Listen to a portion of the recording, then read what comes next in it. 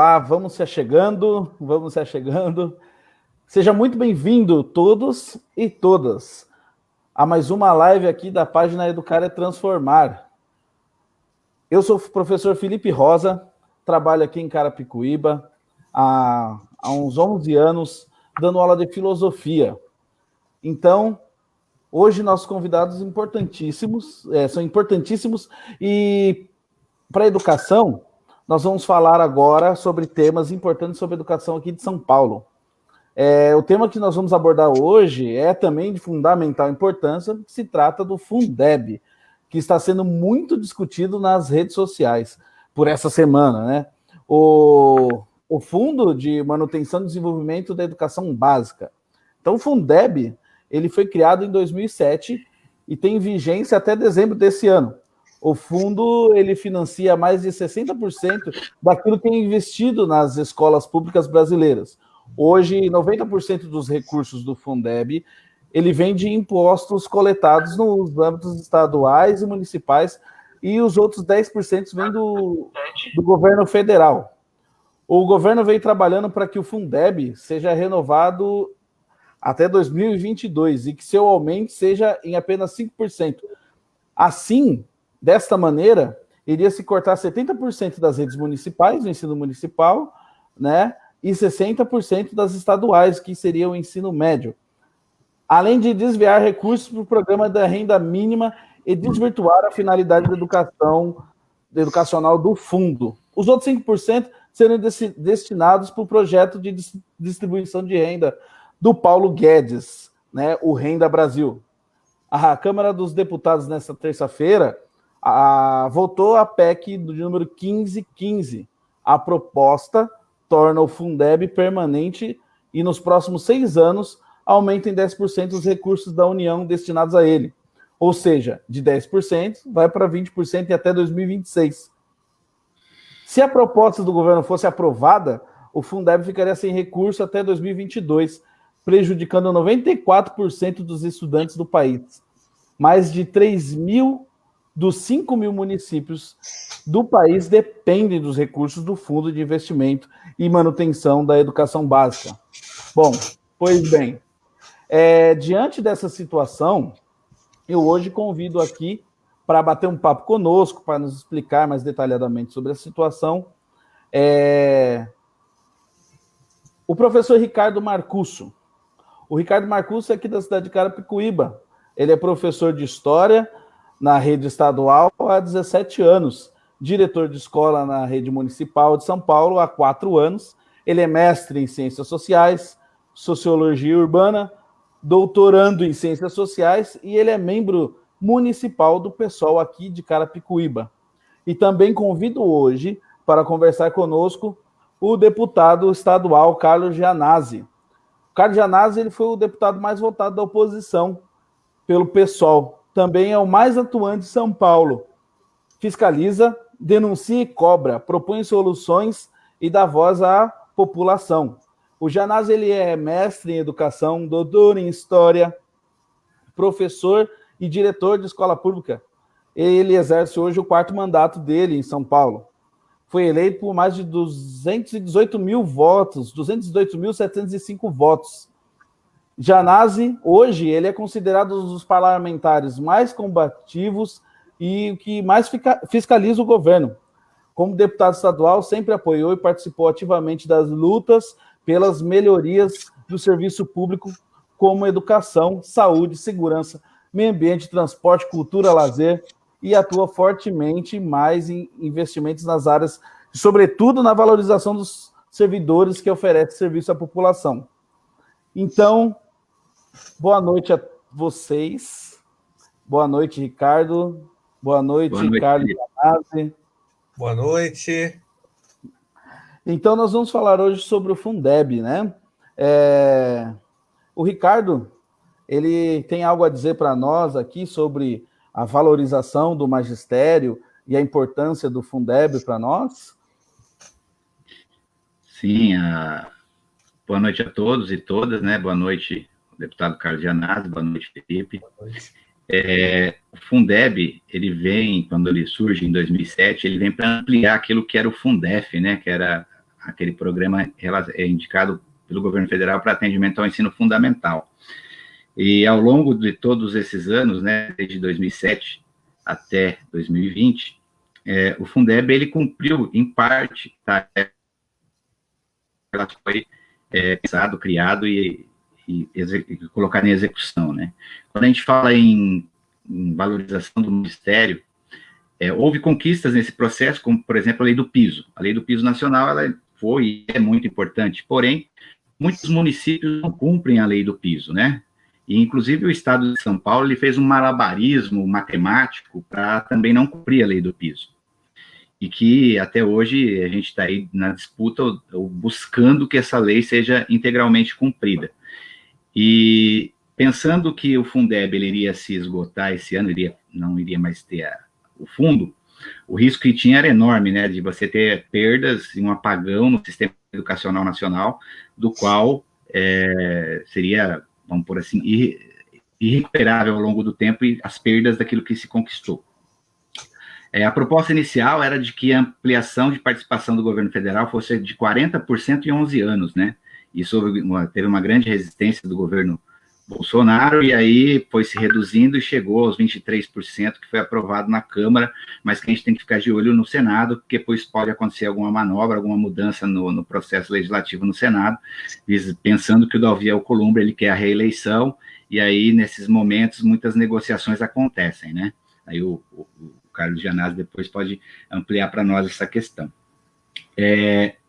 Mas também falar do Fundeb hoje, é importante a gente ampliar essa discussão para a questão da volta às aulas, né, que hoje é uma discussão muito perene, muito permanente entre nós educadores, sabendo de toda a angústia e de todas as dificuldades que nós estamos vivenciando durante essa pandemia, né, uma pandemia que a gente vê um Ministério da Saúde sem ministro. A discussão do Fundeb passou pela Câmara, principalmente nos últimos 2 anos aí, sem um ministro da Educação, né? Porque os que tiveram não foram ministros, e esse que chegou agora, a gente também não sabe que banda toca direito. Então, a gente está ainda observando para ver. Então, não houve Ministério da Educação discutindo a questão do Fundeb. A gente não tem Ministério do Meio Ambiente, estão acabando com a Amazônia. A gente não tem, ou seja, a gente não tem políticas públicas em andamento, e as que tinham, elas foram destruídas, ou estão passando por um desmantelamento total, e o Estado está sendo desmantelado. Ainda nessa questão de a gente pensar em valorização, volta às aulas, Fundeb, tudo isso que hoje a gente pretende discutir aqui, a educação, a primeira infância, ela é muito importante, né? A gente pega que o Fundeb, ele vai falar de toda a educação básica, pegando desde a creche até o ensino médio. A gente sabe que muitos municípios, como o nosso, aqui em Carapicuíba, as creches, elas são precárias, são casas alugadas, puxadinhos, sobradinhos, e o espaço, o ambiente, ele é insalubre, se a gente for pensar na questão do desenvolvimento cognitivo da criança, que a criança ela precisa de espaço para brincar, é o brincar que desenvolve a criança, e não espaços em que você amontoa crianças e faz esses espaços de casa, espaços sem parques, espaços sem espaços de convivência, que as crianças vão se desenvolver. Então, quando a gente pensa no Fundeb para ampliar a questão do atendimento na educação básica, pegando desde a creche, a gente tem que ter um olhar para esse setor da primeira infância, sobretudo com os profissionais que atuam com essas crianças. Por exemplo, Carapicuíba, as auxiliares de desenvolvimento da educação básica, as ADEBs, elas nem consideradas professoras são. Então, e a maioria delas fizeram pedagogia ou então antigo Cefam, né? Então, elas são professoras, mas são tratadas como se não fossem, são cuidadoras, babás, né? E sem o reconhecimento de ser professoras pelo município. É preciso discutir isso e ampliar, fazendo uma transposição de cargo, fazendo alguma ação legislativa que mude e inclua elas dentro da carreira do magistério. Outra questão que a gente tem que pensar é a educação inclusiva, né? Pessoas com deficiência, um debate antirracista, o debate antimachista, e ser aprofundado, inclusive, dentro desse processo de aplicação de recursos que vem com as transferências do fundo que irá se consolidar aí, se aprovado no Senado, e sancionado e promulgado pelo Congresso Nacional, já que é uma PEC que não precisa de sanção do presidente. Uma outra questão que há longo tempo a gente luta aqui na rede estadual é a questão do nosso reajuste dos 10,15, né, que estão lá parados no Supremo e não anda e não vai. Ou seja, nós passamos por uma coisa em que a ação já passou pelo trânsito em julgado e o mérito não é executado. e aí trava lá e a gente fica aqui à mercê. Quanto à volta às aulas, eu acho que toda a angústia que a gente vive é de saber que a escola pública, e no estado e nos municípios, não estão prontas para esse retorno, não há condições para esse retorno, não há condições físicas das escolas, estruturais, e não há condições físicas, psicológicas e emocionais de educadores e educadoras e das crianças para voltar a esse ambiente, nem a segurança para os pais enviarem essas crianças de volta à escola. Se a gente pensar que uma criança ela pode contaminar, e o estudo que a Fiocruz fez agora, colocar em risco, a volta às aulas, coloca em risco 10 milhões de pessoas do grupo de risco, olha o número que nós estamos trabalhando, é um número muito alto. Então, as condições não existem, falar que não temos funcionários, seja na rede estadual, seja nas redes municipais, nós não temos a expertise da saúde, a gente não vai ficar monitorando temperatura o tempo inteiro, ainda se cria uma ideia de criar um espaço na escola para colocar a criança que tiver aumento de temperatura lá, para ficar esperando a família buscar. A gente sabe que as famílias muitas vezes vão estar trabalhando, não tem como. Uma cidade como a nossa, Carapicuíba, considerada uma cidade de dormitório aí por muitos, né, uma cidade de que as pessoas vão trabalhar fora, a gente tem 125 mil movimentações por dia de pessoas que vão trabalhar fora. Essas crianças elas vão ser cuidadas por alguém, na maioria das vezes os avós, e a gente vai colocar esses avós na situação de linha de risco, no grupo de ação do grupo de risco, expô-los a uma possível transmissão da doença. Então, são várias questões que nos colocam contrários a essa ideia do retorno, porque a gente entende que a garantia para o retorno é a vacina. Sem a vacina, o retorno ele coloca em risco vidas. Nós não queremos enterrar crianças, nós não queremos que outros colegas da educação venham a também perder a vida, como já aconteceu nesse processo, porque muitos de nós continuamos na linha de frente, continuamos atendendo na escola, e muitos de nós adoeceram nesse processo. E quando a gente fala em valorização dos profissionais da educação, é exatamente ter esse espaço de diálogo aberto entre educadores e autoridades, como o Carlos Gianazzi está aqui hoje, o nosso deputado está aqui, de forma a nos ouvir e contribuir, e que não aconteça, como a gente está vendo em algumas outras redes, práticas de silenciamento dos educadores. Chama os educadores para discutir uma pauta de retorno, e quando os educadores expõem suas angústias, são silenciados, maltratados, ofendidos, por autoridades constituídas do campo da educação, como aconteceu ontem na diretoria Pirituba Jaraguá, com o secretário municipal na live que ele participou lá. Passo a palavra, colegas. Muito bem, então. Então tem uma situação aí, né, da educação como um todo, e ficamos felizes, sim, com o que aconteceu aí na terça-feira, com o Fundeb ser aprovado. Porém, agora, vem as questões, né? A discussão de volta às aulas nos municípios, os governos aí pressionando, a população não quer, os pais não querem, já tem consciência disso. E tem também uma outra situação. O Fundeb passou ali naquela votação. Eu vou passar agora a palavra para o Gianazzi, e se o Gianazzi pode fazer agora uma análise mais aprofundada de tudo isso, dessa lei, né, que é o Fundeb, que é importantíssima para a educação, mas, assim, ainda nesse processo, é possível perceber alguma pegadinha? Temos que ficar atentos ainda a isso? Boa noite, Ricardo, boa noite, Felipe, muito obrigado pelo convite para estar com vocês, com os professores de Carapicuíba, conversando sobre o Fundeb, sobre volta às aulas e outros temas relevantes na área da educação. Parabéns pela iniciativa de promover esse encontro, vocês que são dois professores, dois educadores comprometidos com a defesa da escola pública e com a defesa dos profissionais da educação. Olha, o Ricardo foi muito preciso quando ele fez o resgate do Fundeb, falando do Fundef, né, do Fundo Nacional de Desenvolvimento do Ensino Fundamental, que foi criado, na verdade, em 1996, junto com a LDB e Fundef. E me lembro, na época, que nós éramos críticos do Fundef. Né, por quê? Porque ele só financiava, sobretudo, o ensino fundamental, ele deixava de lado a educação infantil, a educação especial, já deixava de lado o ensino médio e focava apenas no ensino fundamental, não levava em conta toda a educação básica. Depois de muita luta, de muita pressão em 2000 e só em 2007 que foi aprovado o Fundeb, aí sim incluindo todas as áreas da educação básica, aí houve a ampliação. Porém, Ricardo e Felipe, houve um erro ali naquele momento histórico, e nós já tínhamos criticado isso, me lembro, participei desse debate, eu já era, inclusive, deputado estadual, mas acompanhava, né, o que vinha acontecendo.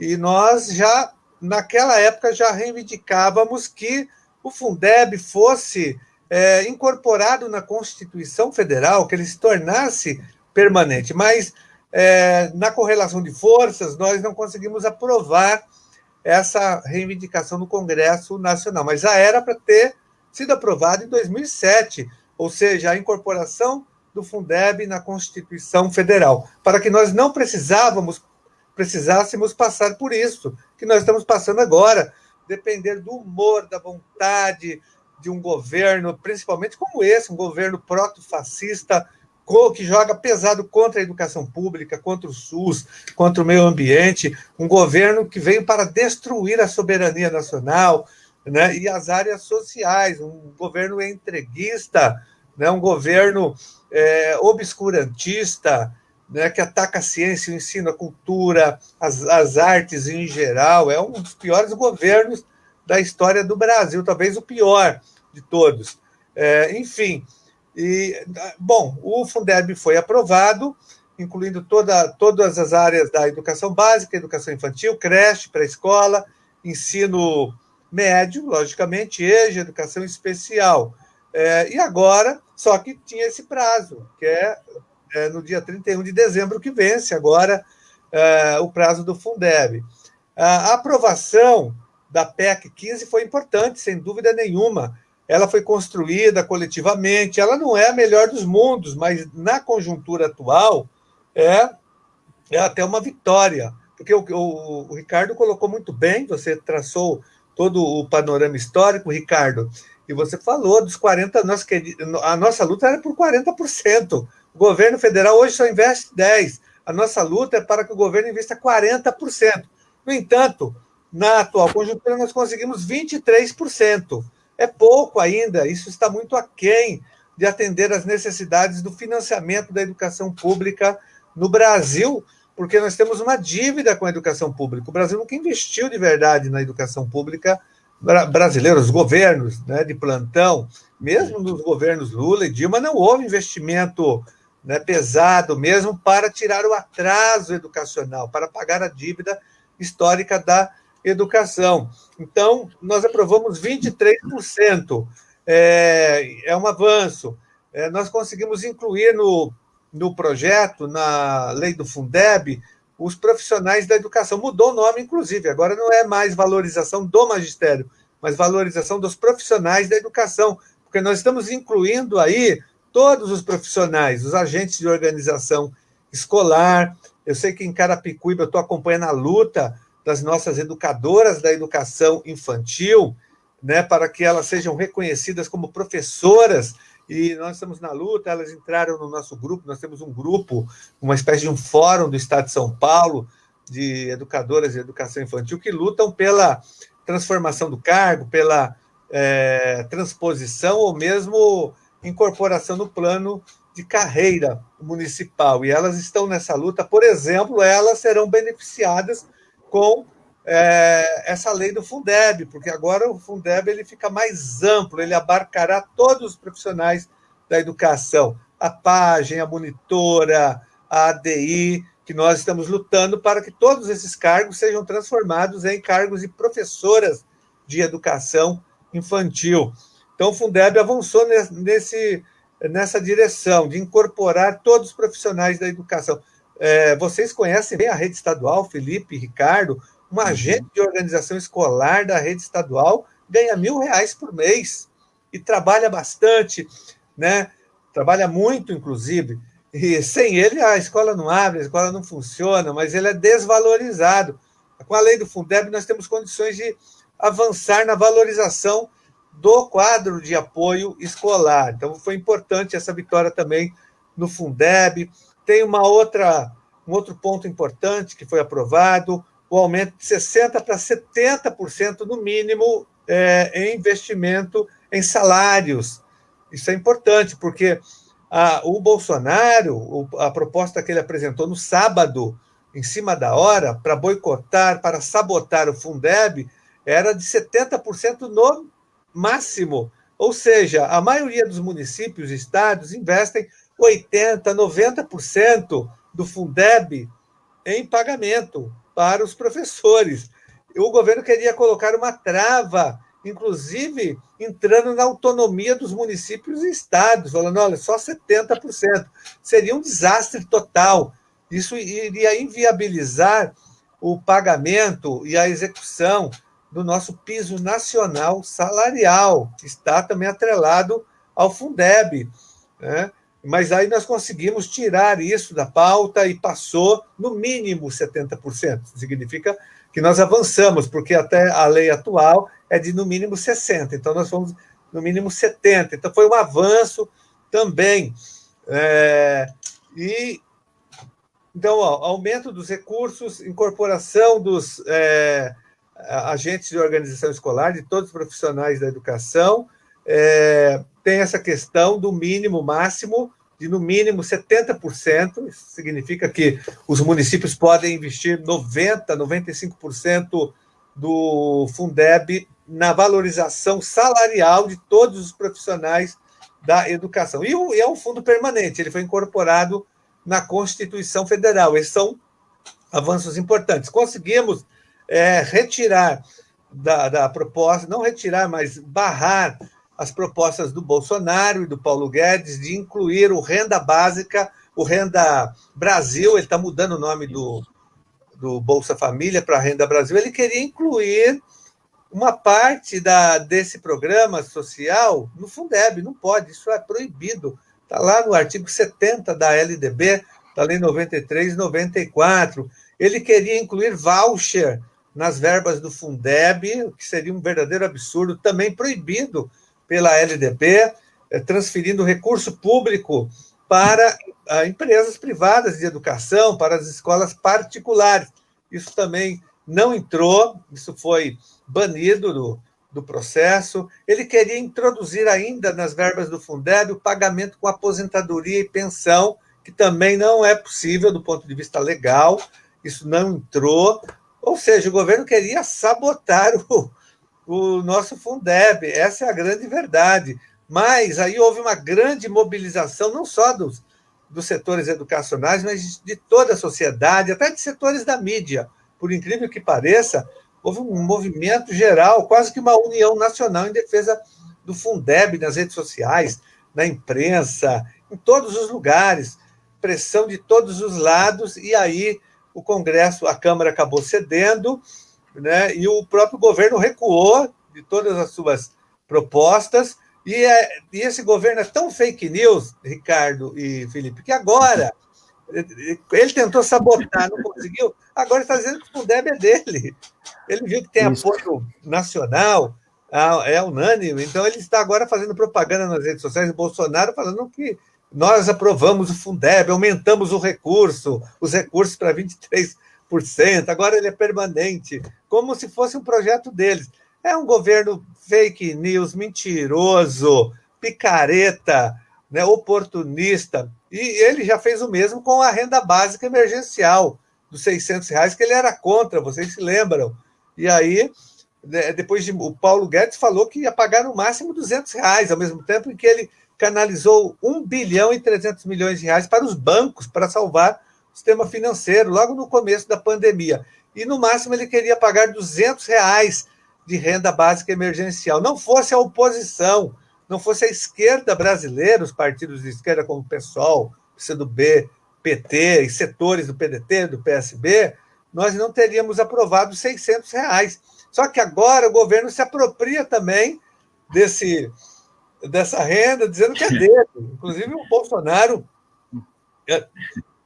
consegue surfar na popularidade usando a renda básica, falando que, enfim, isso ajudou o Bolsonaro, por incrível que pareça. Então, eles se aproveitam das nossas lutas, das nossas bandeiras, dos nossos sacrifícios. Eles perdem, porque eles estão enfraquecidos, né, perdendo muita força no Brasil, embora eles tenham aprovado outras maldades no Congresso. A privatização da água, que vocês acompanharam, nós estamos tendo derrotas também no Congresso Nacional, nessa pauta econômica e de privatização. Vem aí uma reforma tributária que vai beneficiar os bancos e vai taxar as empresas, aumentando os impostos das empresas, e isso será repassado, logicamente, para nós, consumidores, né? Tudo vai ficar mais caro com a reforma do Paulo Guedes. Mas voltando, então o Fundeb, ele é muito importante. Agora, como vocês colocaram, tem a segunda etapa, ele tem que ser aprovado no Senado Federal em 2 votações, e o jogo não está ganho, a gente não pode achar que o jogo está ganho. Nós temos que estar vigilantes, mobilizados e cobrando agora os senadores o tempo todo, porque pode ter aí um retrocesso. O projeto pode passar por alteração, daí ele volta para a Câmara dos Deputados. O Bolsonaro tem o centrão nas suas mãos agora, então a gente não pode se descuidar, vamos ficar vigilantes. Então, Felipe perguntou, é possível o retrocesso, mudança? É possível, em política tudo pode acontecer, mas se a gente manter a organização e a pressão, vai ser mais difícil, né? Então, foi uma vitória importante até agora, uma vitória parcial. Nós vamos lutar para que ela se consolide. Então, acho que a gente resumiu bastante aí, porque o Ricardo falou sobre o Fundeb, o Felipe também fez considerações, e eu acho que eu fecho um pouco esse debate do Fundeb, né? Acrescentando que ele é muito importante para que a gente possa pagar o piso nacional salarial, que não é pago, na verdade, em uma boa parte do Brasil, por muitos municípios e estados. O Ricardo falou muito bem, o estado de São Paulo não paga, na verdade, ele usou um truque, um artifício, pagando uma bonificação, mas que a lei proíbe a bonificação, tem que ser R$ 2.880, ali sem bonificação, sem gratificação, por 40 horas semanais. São Paulo, né, como não paga o piso, inventou a gratificação, essa bonificação, para chegar no valor do piso, mas é ilegal, isso está sendo questionado na Justiça. Ricardo falou também dos 10%, que nós ganhamos em todas as instâncias, mas que o Alckmin, ainda como governador, foi lá e interceptou junto ao Supremo Tribunal Federal. E lembro que a Carmen Lúcia era ministra na época, ela segurou, até agora não liberou. Márcio França foi lá, tentou, enfim, mas é uma luta que a gente tem que continuar travando aqui em São Paulo. Tem agora uma questão importante que está preocupando toda a rede de ensino, e não só nós, educadores e educadoras, mas as famílias também, que é o decreto do governador, que foi publicado recentemente, de volta às aulas, um decreto que eu chamo de um decreto genocida, assassino, porque nós vamos ter o genocídio da educação. Ricardo e Felipe, todas as pesquisas e estudos mostram isso. Todos os sanitaristas, médicos, especialistas na crise, na pandemia, estão dizendo não, a escola não pode voltar em hipótese alguma, nem dentro das etapas dos protocolos, aquelas 3 etapas, 35%, depois 70%, e depois 100%, nem com 35%. Isso é inviável. Vocês colocaram muito bem como voltar às aulas numa rede totalmente sucateada, degradada. Nós temos mais de 100 escolas de lata na rede estadual de ensino. Eu conheço muitas delas, que eu faço pesquisa. Eu tenho um projeto de lei na Alesp para obrigar o governo a transformar todas as escolas de lata em escolas de alvenaria. Então, nós temos um mapeamento. Muitas escolas na capital, aqui na região que eu moro, na Zona Sul, em Parelheiros tem muitas escolas, no Grajaú, aqui na Capela do Socorro. Nós temos só nessa região mais de 10 escolas de lata. Em Guarulhos tem muitas escolas de lata. Nós temos um mapeamento, o governo esconde isso. Escola de lata não tem ventilação, não tem isolamento acústico, muito menos isolamento térmico. São salas menores, superlotadas, né? Em muitas delas não tem água, a água falta. Tem escola em São Paulo que precisa que o caminhão-pipa faça o abastecimento. Eu mesmo trabalhei durante muito tempo na escola estadual Adrião Bernardes, na Ilha do Bororé, tem que atravessar a balsa para chegar na escola. Lá, a água é um caminhão-pipa, que não sei se ainda abastece, mas ele abastecia. Acho que ainda é ele que abastece a escola.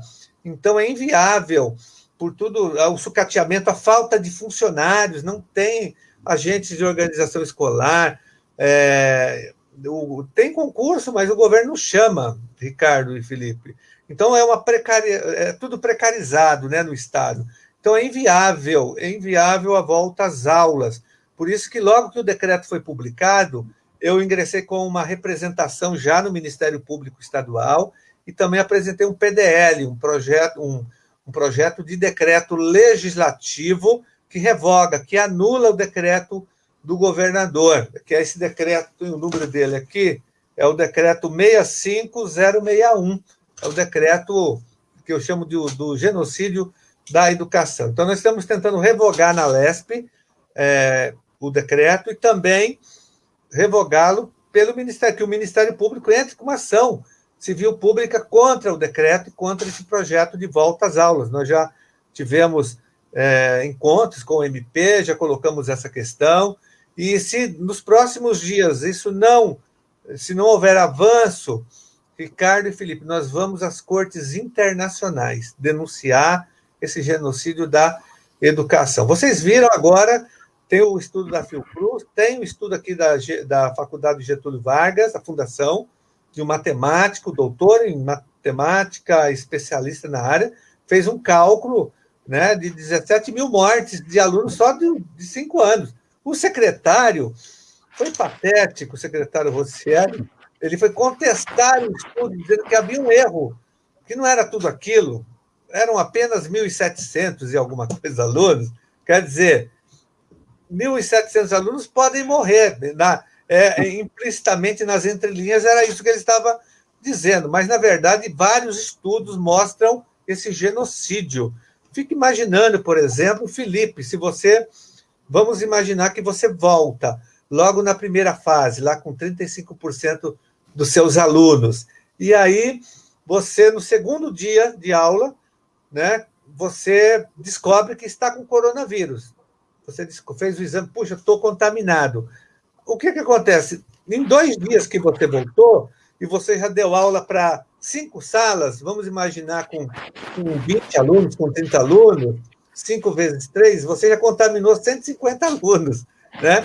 E aí, o que você vai se afastar? E esses alunos? E os pais desses alunos? E as pessoas que se relacionaram com os pais desses alunos? Você percebe que a escola é uma bomba biológica de contaminação? Então, não tem a mínima condição de voltar agora. Nós sabemos que o Dória está cedendo aos interesses da Fiesp, da Associação Comercial, dos grupos econômicos, das escolas particulares, por isso que ele está forçando a barra, porque ele é covarde, ele não tem coragem de fazer o enfrentamento. Ele vendeu a imagem de que estava com a ciência, né, naquelas entrevistas coletivas que ele faz ainda todos os dias. Ele vendeu essa imagem no começo, peitou o Bolsonaro, mas recuou imediatamente porque ele também é uma pessoa comprometida com o poder econômico, ele não tem nenhum compromisso com o povo. Vocês viram o que a mulher dele falou das pessoas em situação de rua. A Bia, como que é o nome dela? Dória. Bia Dória. Imagina, aquilo foi uma aberração total, que não difere em nada daquele desembargador que agrediu, que tentou humilhar um GCM de Santos, nessas figuras arrogantes da elite brasileira, enfim.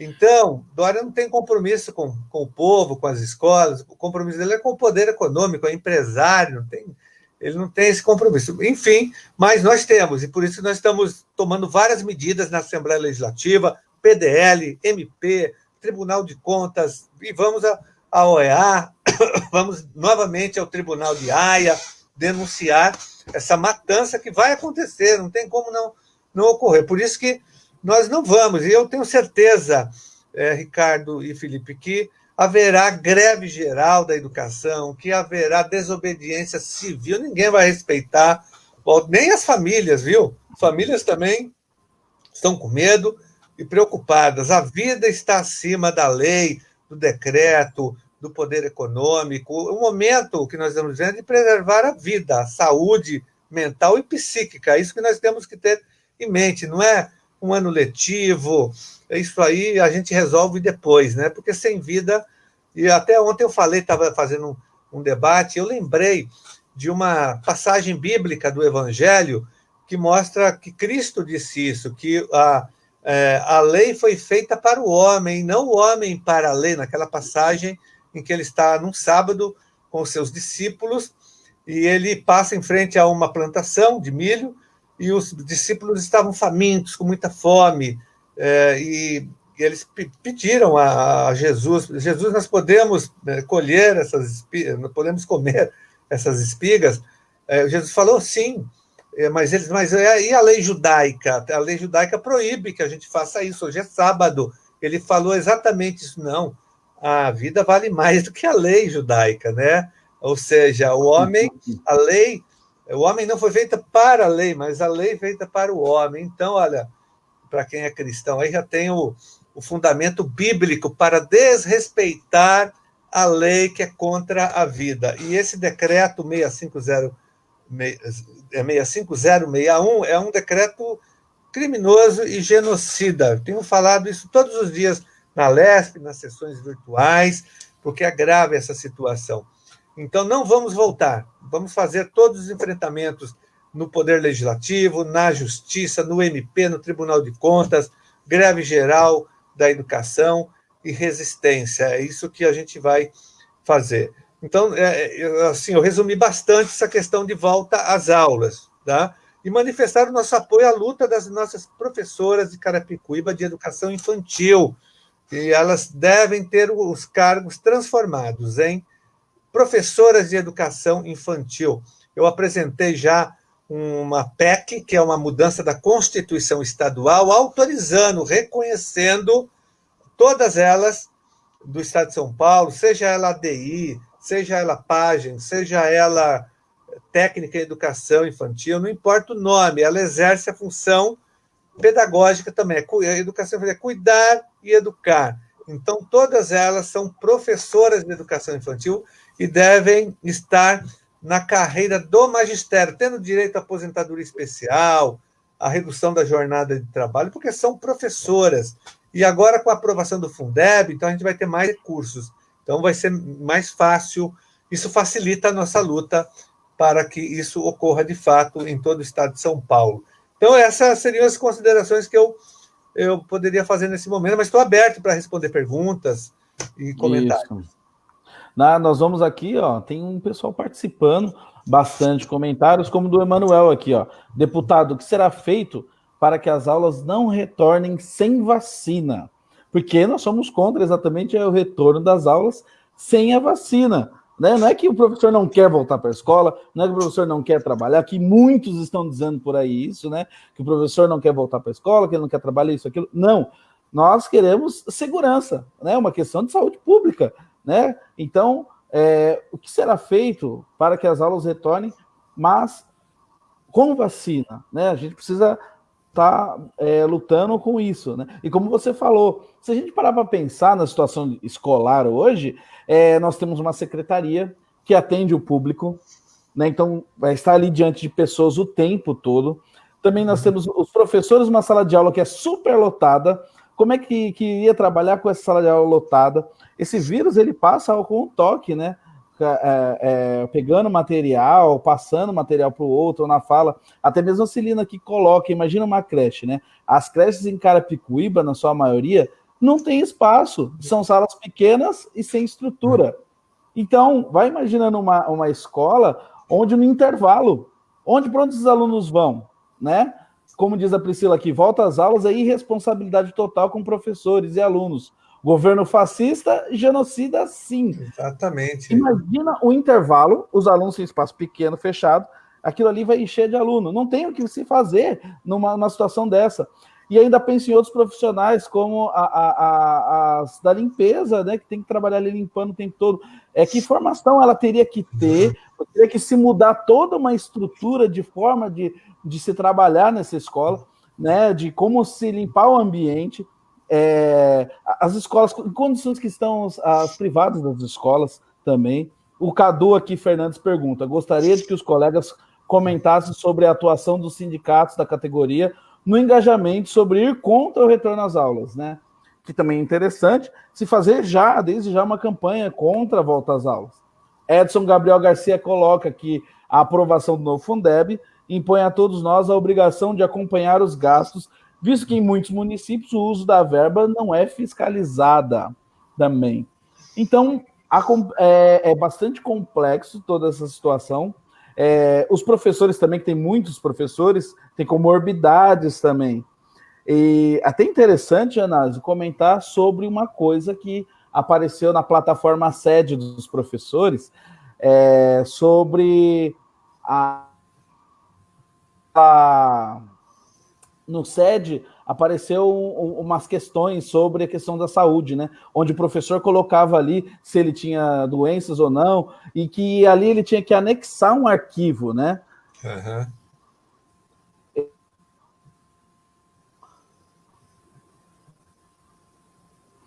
Ele tinha que anexar.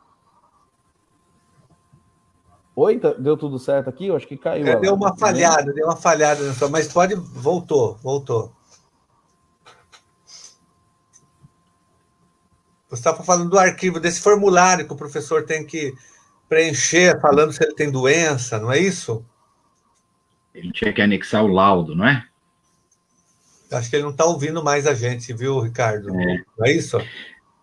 Vamos tocando, assim, acho que passar para você já, Carlos, Janazzi, mas nós houve um período em que houve uma certa dicotomia, né? O que é vida, economia e vida, e a questão do trabalho, do que se busca, do que não se busca. Mas de um tempo para cá, a gente está há mais de 40 dias naturalizando a morte. Aqui na fala do Dimas Covas, né? Que é do governo, inclusive, lá do Instituto que cai um avião por dia no estado de São Paulo, um Boeing, e nós estamos assistindo a 4 Boeings cair no Brasil por dia. Nós estamos naturalizando a morte. Nós temos que dar valor à vida. Ou seja, a gente pensa que, vamos pensar num senso comum, o pessoal lutou para abrir bares, restaurantes aí, só que ninguém está indo nos bares e restaurantes. Ou seja, agora estão reclamando porque não tem mais gente lá. Então, são questões que estão postas aí para a gente analisar e refletir o que é mais valoroso. O valor é a vida. A aprendizagem se recupera, vidas não. E pensando em creche, pré-escola, os EMEIs, imagina enterrar um bebê, enterrar uma criança que pode vir a ser acometida com uma doença dessa dentro do espaço escolar. Isso é uma temeridade enorme. Essa situação aqui agora, estão me ouvindo, né? Sim, voltou. Sim, eu voltei. Mas imagina só toda essa situação, e até é interessante isso acontecer numa live aqui, onde eu tenho um computador, tenho internet. Olha a situação que acontece. Imagina uma aula à distância, Janazzi. Estão falando de aula à distância, uma situação dessa. Tem aluno que não tem a menor condição também, né? Então a gente já aproveita a situação que acontece conosco aqui, que cai, aí você precisa, imagina 40 pessoas numa live com você para você dar uma aula à distância. Enfim, né? Eu estava dizendo exatamente isso e lendo algumas perguntas, né? Então, imagina a situação do estado de São Paulo que está, e agora que se retorna às aulas. O que eu estava dizendo era sobre a situação toda da escola, né? A situação da saúde e como nós não vamos ter o mínimo de segurança, porque o Estado ele vai bancar, num primeiro momento ele vai ter ali a máscara, ele vai fornecer a máscara para nós, vai ter álcool em gel. Como? Se tem escola que não tem nem água. Então, como é que vai ser essa situação? Não é? Então, olha aqui, Celina Saraiva, como garantir que somente 35% venha para a escola e se vier a mais? Não poderemos mandar os alunos irem embora. O governo está jogando essa organização para as escolas. Falta de responsabilidade. Tem escola aqui. Felipe, mesmo aí tem muita contradição, mesmo nos 35%, porque como que você vai selecionar os alunos que terão as aulas presenciais? E o professor vai trabalhar em dobro porque ele trabalha presencialmente e vai continuar atendendo os outros remotamente. Imagine, vai dobrar o trabalho dos professores. Então, eles não explicam isso. Agora, tem uma coisa que me preocupa muito. Eu tive acesso a uma pesquisa dizendo que os hospitais, as alas de pediatrias dos hospitais estão vazias, né? O os pronto-socorros. Não tem mais criança indo para pronto-socorro pediátrico, diminuiu muito. Esses pronto-socorros estão atendendo só 20% da demanda nesse período da pandemia. E os médicos estão dizendo o seguinte: por que isso está acontecendo? Porque os alunos não estão nas escolas. É na escola que você tem a contaminação, porque eles estão juntos e passa gripe, várias doenças, faz piolho, né? Tudo. A escola é uma bomba biológica mesmo de contaminação, não só do coronavírus, e várias doenças. Agora, imagine com o coronavírus, né? Imagine com o coronavírus, que é mortal, que é um vírus altamente perigoso. As pessoas falam, mas não mata a criança. Mata, sim. Já tem pesquisas mostrando, tem vários casos. Crianças morrem, adolescentes morrem também. Lógico, não com a mesma frequência que o adulto, mas eles morrem. Mas são vetores, né? Então, nós vamos fazer uma grande resistência para que não haja volta. Vamos atacar de todos os lados. Ricardo e Como Felipe. diz o Éder aí, né? Deve existir uma campanha nacional. Mães, não deixem seus filhos morrerem nas escolas. Exatamente. Esse lema é muito bom, porque ele conscientiza, sobretudo, a comunidade escolar. A gente tem que conscientizar os pais, para que eles entendam a gravidade da situação. Eu acho que uma boa parte já entendeu. Nós fizemos já encontros, lives, rodas de conversa com vários pais de alunos, todos contra, né? As nossas entidades são todas contra, a POSP, CPP, o DEMO, a PASE, a FUSE, em São Paulo, aqui, a Simpeem, a Profem, Sinesp, CEDIM, Sindicep, CNTE, que é a Confederação Nacional dos Trabalhadores em Educação. Então, os profissionais da educação estão muito conscientes de que não é possível a volta nesse momento. Agora, é preciso que a população entenda melhor essa questão, né? E entre também nessa luta. O Silvio colocou aqui, a volta às aulas é precipitada e irresponsável. Tento imaginar uma pessoa com deficiência que depende do auxílio de outra pessoa, desde a saída de sua casa, no transporte público e no próprio ambiente escolar. O contato pessoal é inevitável e logo um alto risco de contaminação para ambos, não é? Exatamente. E aí a gente tem a situação também da van escolar, né? Que é uma situação muito difícil para aqueles que também estão trabalhando com a van escolar, que eles não podem. A gente também precisa olhar para essas pessoas, porque se a escola abre, vai funcionar também. E as pessoas que trabalham com isso vão estar seguras com aquelas crianças? E criança é aquela coisa danada. Tira a máscara, coloca a máscara, pega ali, brinca aqui. Não tem controle, né? Nós fizemos esses dias um debate com as professoras da educação infantil. Elas colocam, na educação infantil é inviável essa volta às aulas, porque educação infantil afeta, contato físico o tempo todo, é inviável a volta às aulas. Agora, uma questão também importante é que o estado de São Paulo é o epicentro da crise do coronavírus na América Latina. É o estado onde tem o maior número de mortes, já são mais de 20 mil mortes até agora, são 350 mortes por dia na média diária. E aí, quando o Ricardo falou do avião, do Boeing 347, que cai aqui em São Paulo, com 350 pessoas, que seja, mas ele está caindo agora num lugar específico, ele cai na periferia, né? Porque a doença saiu um pouco dos jardins, das classes médias, ele está muito forte onde? Na periferia, em Carapicuíba, Barueri, não está em Alphaville, né? Está na periferia ali de Barueri, na Capela do Socorro, no Campo Limpo, no Jardim Ângela, em Guaianazes, em Perus, onde o Ricardo trabalha também, como diretor de escola.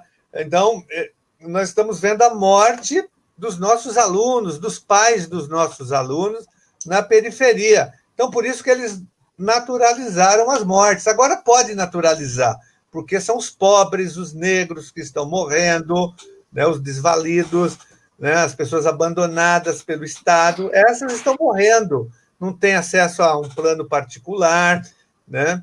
Então, e com um SUS muito deficitário, por isso que eles talvez tenham flexibilizado, já fazendo um cálculo de um certo extermínio, né, de uma eugenia social que vai, na visão deles, desses proto-fascistas, limpar um pouco a Previdência, porque são os idosos que morrem, limpar um pouco os usuários do SUS, para diminuir o que para eles é gasto, para nós é investimento, para diminuir o gasto com o Sistema Único de Saúde, com as escolas públicas, entenderam? Então, para esses governantes neoliberais, proto-fascistas, é como se fosse um campo de concentração, vai morrendo. Para eles não há importância nisso. Por isso que não tomaram as medidas necessárias com renda básica emergencial, financiando as pessoas para que elas ficassem e fiquem em casa, né? Enfim, mesmo abrindo crédito para os pequenos comerciantes, a pessoa que tem uma loja, um pequeno comércio, que gera emprego, inclusive. Eles foram abandonados. Tem muito comércio fechando, a quebradeira é geral, principalmente com os pequenos e médios. E o governo não abriu linha de crédito.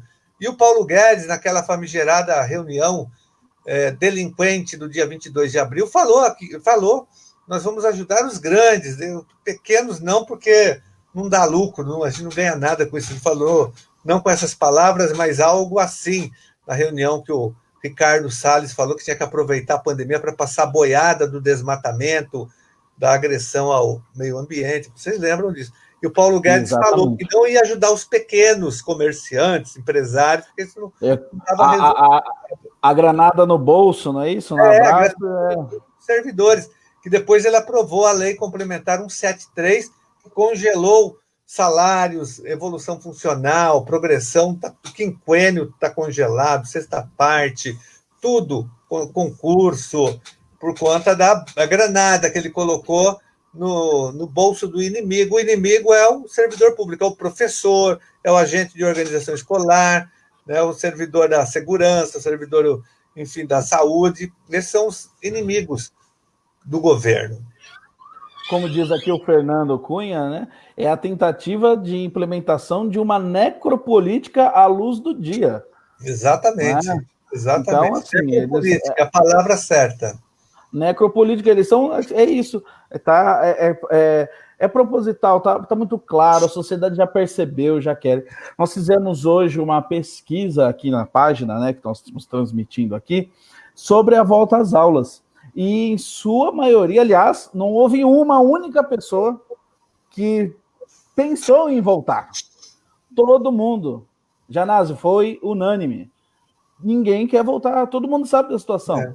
Todo mundo está vendo que não está tendo essa curva, a coisa está indo isso. E agora, no momento de colocar as crianças, a coisa só vai dobrar, não é? O Ricardo vai comentar alguma coisa, Ricardo? Então, não, são perfeitas as colocações do nosso deputado Ricardo Janásio. Pensando toda essa dinâmica aí, né? Ainda tem governante aproveitando a pandemia para tentar criar mandrake, né? Aprovar voucher para a educação infantil, ou seja, estão se aproveitando do momento de pandemia para fazer alguns movimentos que num momento sem pandemia não iria fazer.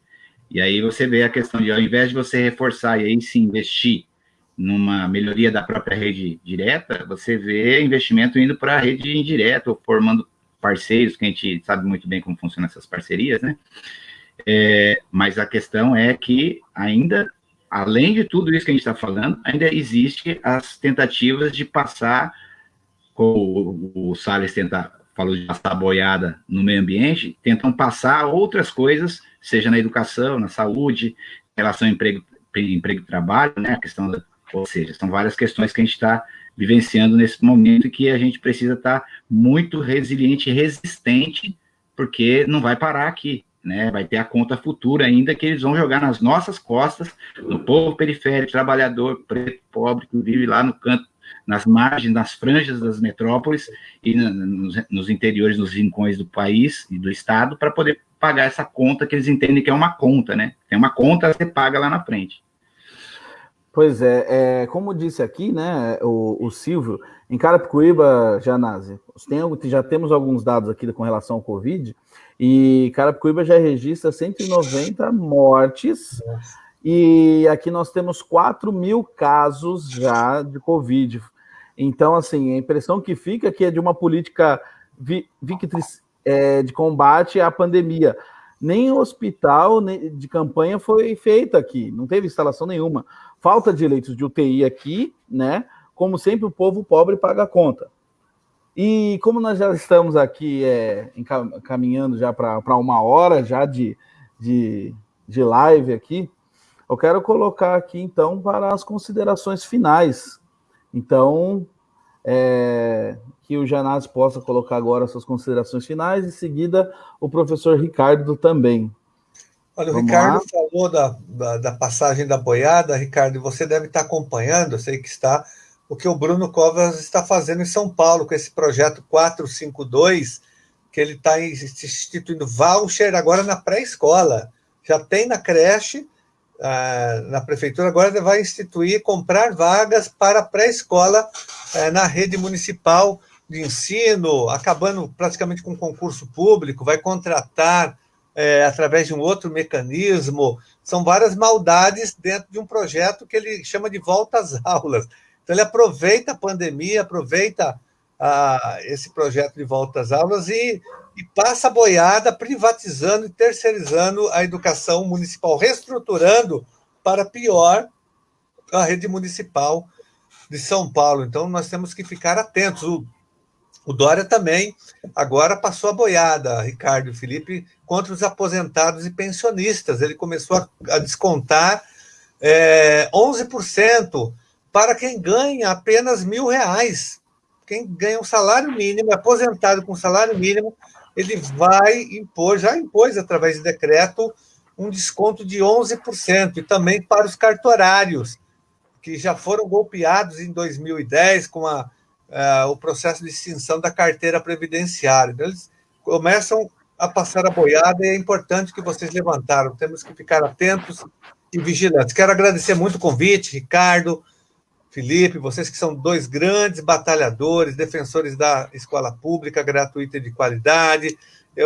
Vocês estão sempre nas lutas, não só da educação, mas em lutas gerais, de movimentos, e, sobretudo, vocês que acompanham a situação de Carapicuíba, são defensores da cidade, das áreas sociais. Eu quero também manifestar o nosso apoio a vocês, a luta de vocês aí na cidade, pressionar a prefeitura a canalizar os recursos públicos para as áreas sociais. Contem com o nosso total apoio. Nós estamos na Alesp, na Assembleia Legislativa, denunciando, cobrando e fiscalizando o Bolsodória. O tempo todo, acionando o MP, Ministério Público, Tribunal de Justiça, Tribunal de Contas, a imprensa, as comissões permanentes, tentando instalar CPIs.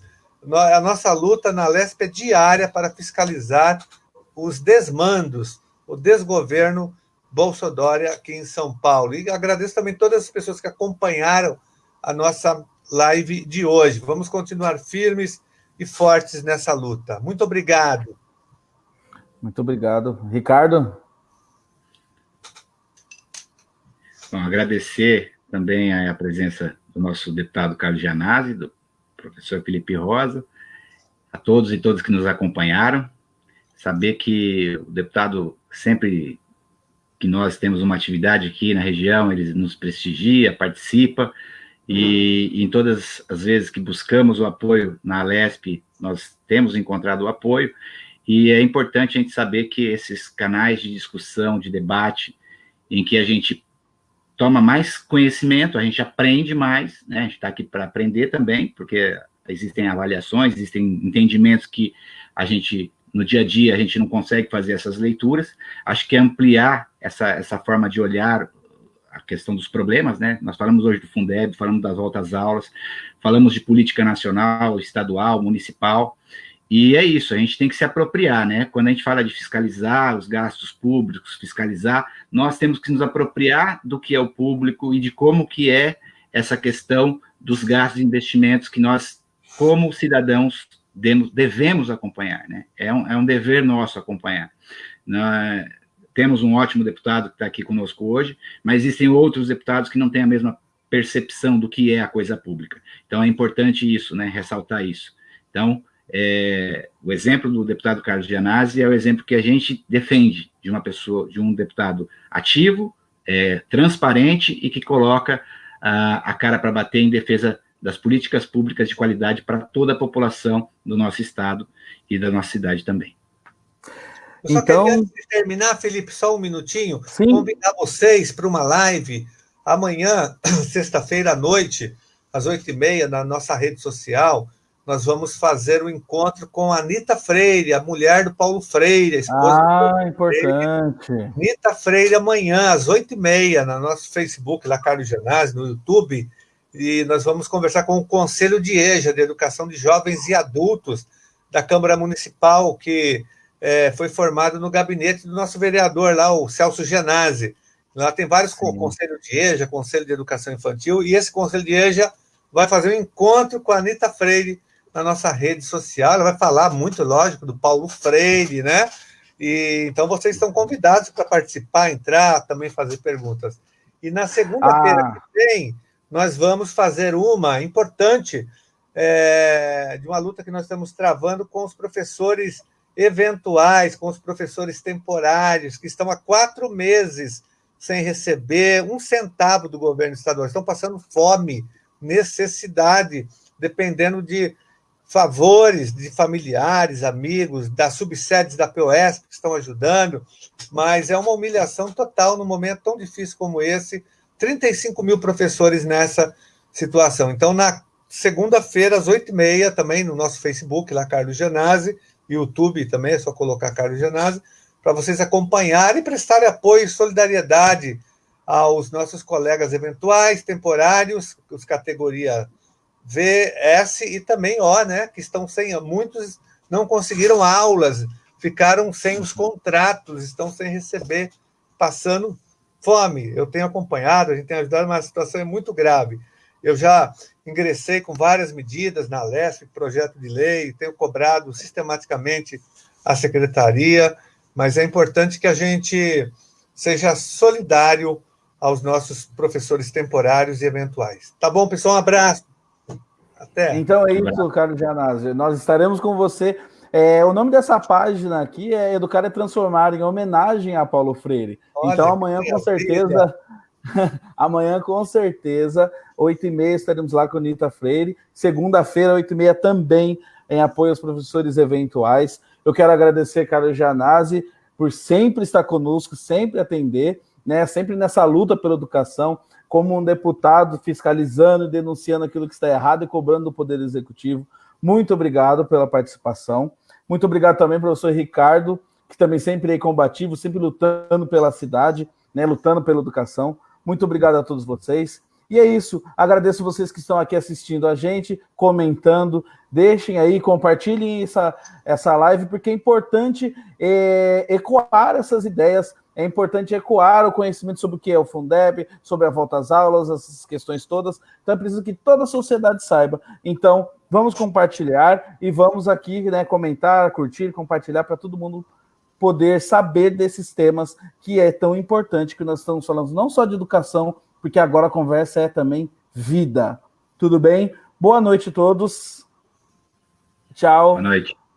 Até mais. Boa noite. Até logo. Tchau. Até mais. Boa noite. Até logo.